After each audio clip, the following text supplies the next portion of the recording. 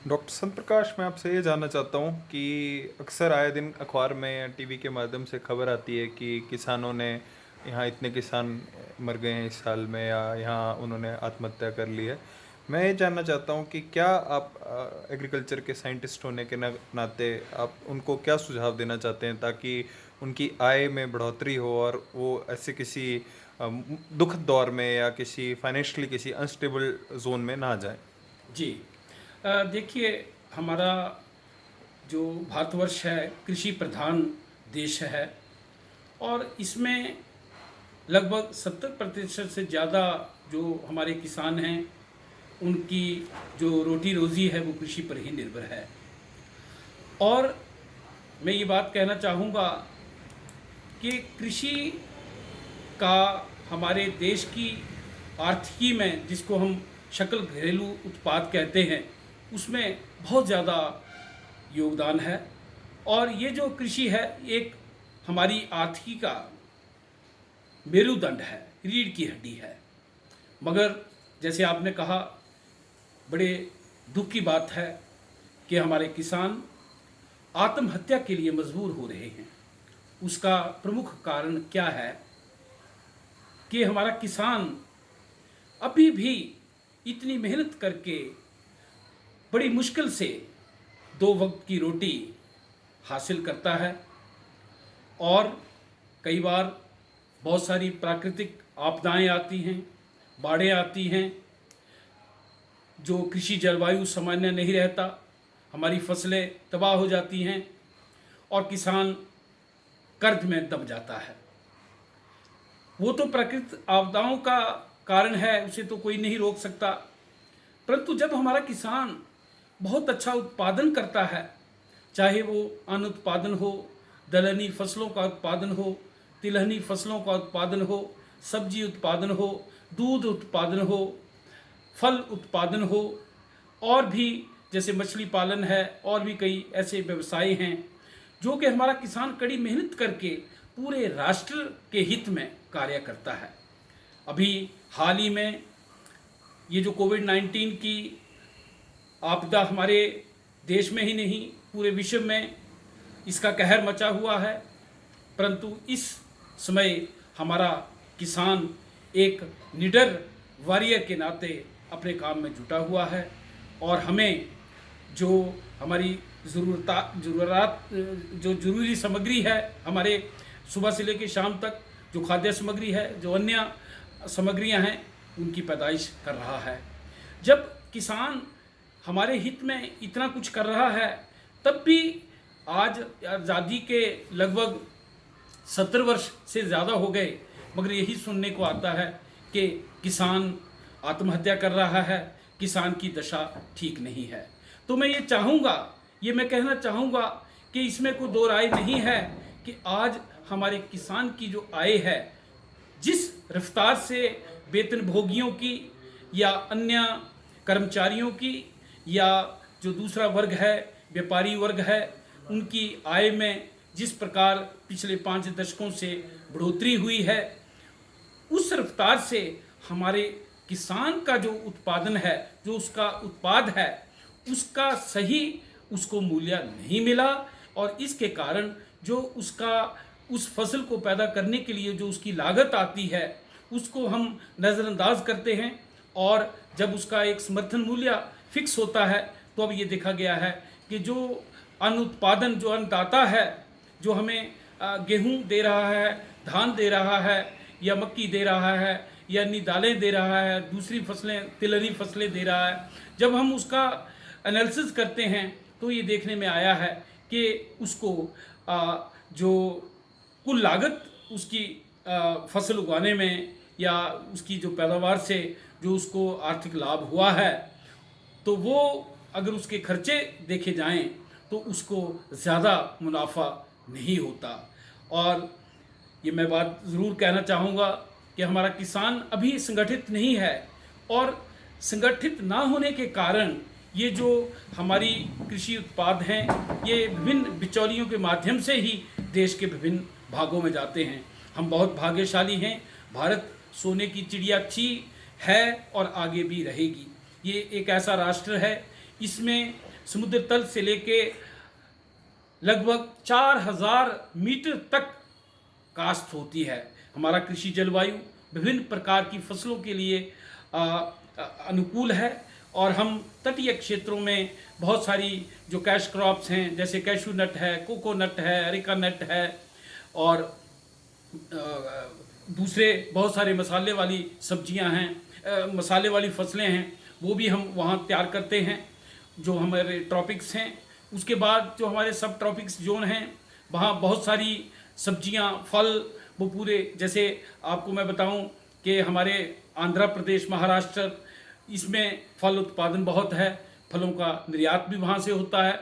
उसके बाद जब हम धीरे धीरे मैदानी क्षेत्रों में आते हैं, जिसको हम इंडो गैंगेटिक प्लेन कहते हैं, ये एक बहुत फर्टाइल हमारे भारतवर्ष का हिस्सा है, जो कि हरित क्रांति में इसका बहुत योगदान रहा है। और ये जो हमारे पंजाब, हरियाणा और ये हमारा जो वेस्टर्न यूपी है, इसका अधिकांश जो हमारे जो फूड कॉरपोरेशन ऑफ इंडिया के लिए जो हमारा अन्न भंडार है, इसमें इन्हीं 3 जो प्रदेश हैं, इनका प्रमुख योगदान है। तो जब कृषि का इतना महत्व है, तब भी हमारा किसान का जो आर्थिक स्तर है वो उस रफ्तार से क्यों नहीं बढ़ रहा है। अगर आप ध्यान से देखें, जब हम लोग, जैसे मैं अपने पे मिसाल लेता हूँ, जब मैंने सेवा काल शुरू किया तो मेरी तनख्वाह जो थी वो लगभग 1500 रुपया थी। मगर जब मैं सेवानिवृत्त हुआ, एक प्रोफेसर के तौर पे सेवानिवृत्त हुआ, तो मेरी तनख्वाह लगभग 2 लाख के आसपास थी। तो मैं सोचता हूँ कि मेरी तनख्वाह में अगर 150 गुना वृद्धि हुई है, तो आज से 30 या 35 वर्ष पहले अगर आटा 2 रुपये किलो था या 4 रुपये किलो था, तो आज आटे का भाव जो है वो अभी भी जो हमारी गेहूं है उसकी खरीद 18 रुपये पे ही की जाती है। और जो आम जो चक्की का आटा है वो हमें 20 या 22 रुपये या 25 रुपये मिलता है। मगर आपने देखा जो वैल्यू एडिशन, जो हमारे उद्योगपति हैं, वो उसी रॉ मटेरियल को लेकर जो अलग अलग ब्रांड देते हैं, तब हमें वही आटा जो है वो कम से कम 33, 34, 35 रुपये तक पड़ता है। तो ये जो परिस्थितियां हैं, इससे बहुत सारी बिचौलिए और बहुत सारे जो दूसरे लोग कृषि से जुड़े हुए हैं, जिन्होंने कृषि से कुछ लेना देना नहीं है, वो एक कृषक से ही लिया हुआ जो उत्पाद है उसमें वैल्यू एडिशन करके बहुत सारा धन कमाते हैं।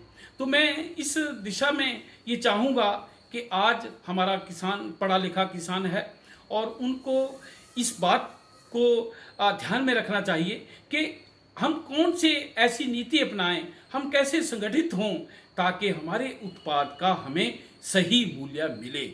देखिए, कई बार हमारी मार्केट में गलत आ जाता है, सब्जियों में गलत आ जाता है। कई बार आपने सोचा, जो हम देखा होगा, जो हमारे भारतवर्ष का जो उत्तरी क्षेत्र है, वहाँ आलू की फसल आती है। आलू कई बार 2 रुपये किलो तक किसान का बिकता है, जबकि उसकी लागत 1 किलो आलू पैदा करने की लागत जो है लगभग 4 या 5 रुपये है। तो अगर आप देखें कि 1 किलो आलू उत्पाद पैदा करने के बदले उसको 3 रुपये का घाटा पड़ता है, तो उस किसान की आर्थिकी कहाँ जाएगी? वो कर्जे की लपेट में आकर आत्महत्या नहीं करेगा तो क्या करेगा?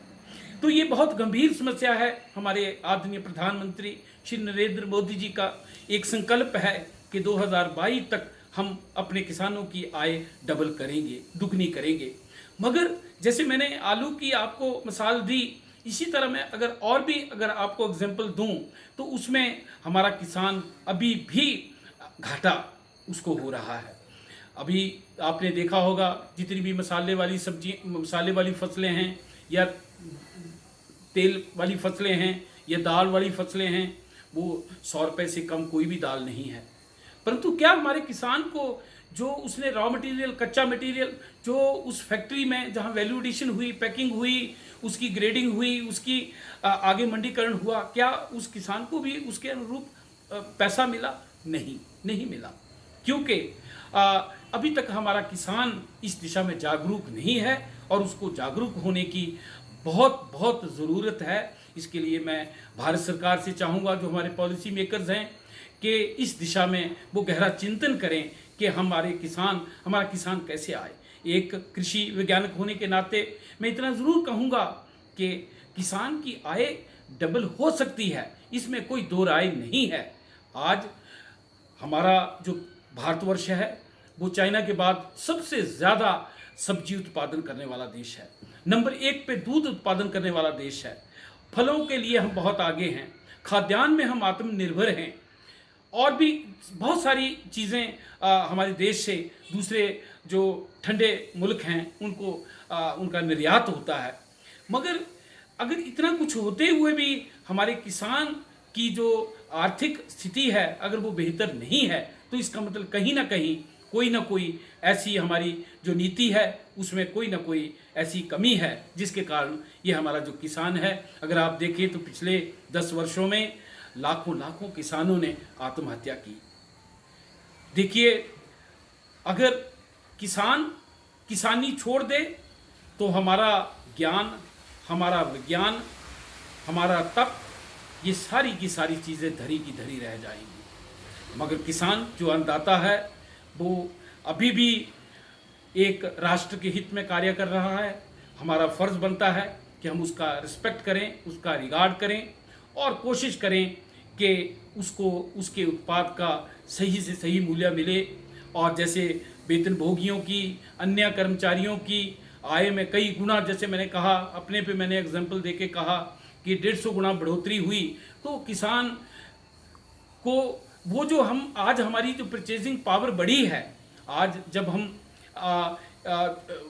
मैंने सेवा काल शुरू किया तो एक स्कूटर लेने की मेरी क्षमता नहीं थी, मगर आज की डेट में जो वैज्ञानिक या जो अधिकारी आज सरकारी नौकरी पे लगता है या किसी प्राइवेट क्षेत्र में बहुत अच्छी राशि उसको मिलती है, तो वो 1 महीने या 2 महीने की कमाई से ही गाड़ी भी ले सकता है। तो हमारे किसान की उसके अनुरूप देखें तो उसकी परचेजिंग पावर तो नहीं बढ़ी, वो तो अभी भी कर्जे में है। तो इसलिए एक बहुत ठोस नीति बनानी होगी कि किसान की आय में बढ़ोतरी हो, नहीं तो ये जो किसान है ये मजबूर होके अगर संघर्ष की नीति पे अगर मान लिया, किसान संघर्ष करता है कि मेरे उत्पाद का मुझे सही मूल्य दो, तो सरकार को भी चाहिए कि उस क्षेत्र में ठोस नीति बनाएं ताकि उनको घाटा ना पड़े। इसके लिए मैं कृषि वैज्ञानिक होने के नाते एक ज़रूर बात कहूँगा, क्योंकि देखिए डिमांड और सप्लाई इसका एक नियम है, इकोनॉमिक्स का नियम है। जब किसी चीज़ की डिमांड बहुत ज़्यादा होगी और सप्लाई लिमिटेड होगी तो भाव आसमान को छू जाते हैं। कई बार आपने देखा होगा हमारा प्याज 150-200 रुपये किलो बिकता है, लहसुन 250-300 रुपये किलो बिकता है, मगर जब गलत आ जाता है मार्केट में तो हमारा प्याज 2 या 3 रुपये किलो या लहसुन जो है 8 से 10 रुपये किलो बिकता है।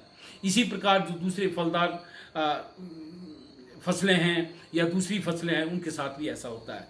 तो ये इसको कैसे चेक किया जा सकता है? डिमांड और सप्लाई का जो संतुलन है उसका बैलेंस हम कैसे बना सकते हैं अगर हमारे राष्ट्रीय स्तर पे एक नीति बने कि हमें कहाँ कौन सी चीज़ कितनी मात्रा में पैदा करनी है और उसका इस तरह समर्थन मूल्य उसका फिक्स हो, तो हमारे किसान को उसके उत्पाद का सही मूल्य मिलेगा, उसकी आर्थिकी सुधरेगी और वो देश की सेवा करेगा।